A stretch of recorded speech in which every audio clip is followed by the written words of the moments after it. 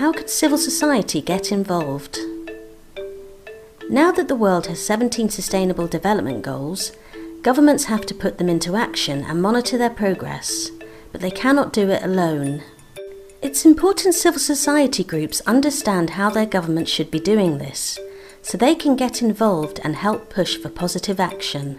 Governments should implement the SDGs as a whole package. One goal can't take priority over another. For example, promoting economic growth shouldn't be seen as more important than tackling inequality, or infrastructure projects shouldn't threaten the environment.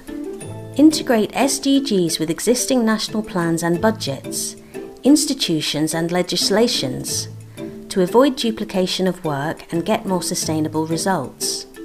For example, the Paris Climate Agreement and the SDGs must make sense together.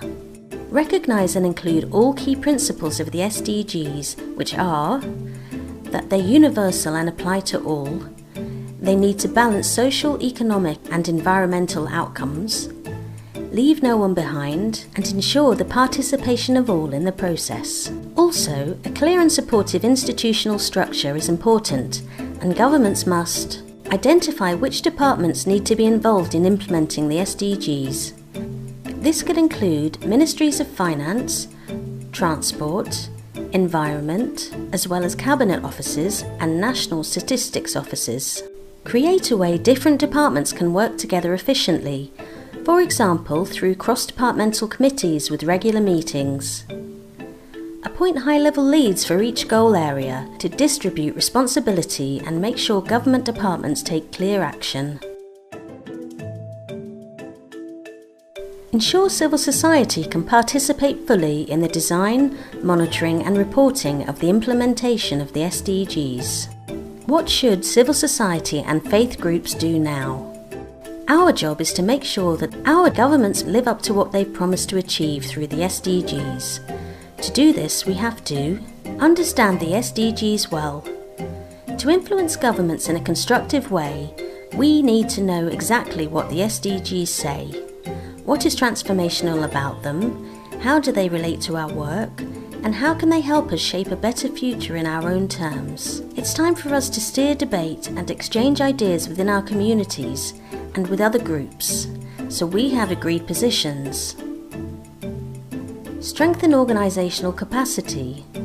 How will our organisations incorporate SDGs into long-term plans? In which areas of the SDGs could our government be weak? And how can we help? We need to be prepared and produce the right materials, such as policy briefings, papers, and long-term strategies to help us interact with policymakers. Engaging with our national government as early as possible is crucial to influence their plans for implementing the SDGs. What is the process for implementation in our countries, and when can civil society and faith groups participate? Which departments and policymakers will be key in the decision-making process? Once we know these details, we need to meet key policymakers, coordinate with wider civil society networks, and advocate for positive action.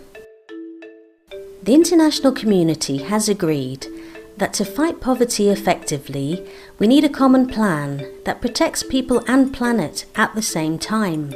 The SDGs are part of the action plan that can get us there. They are an important opportunity to work as a human family and make this a more prosperous, inclusive, sustainable and just world for all.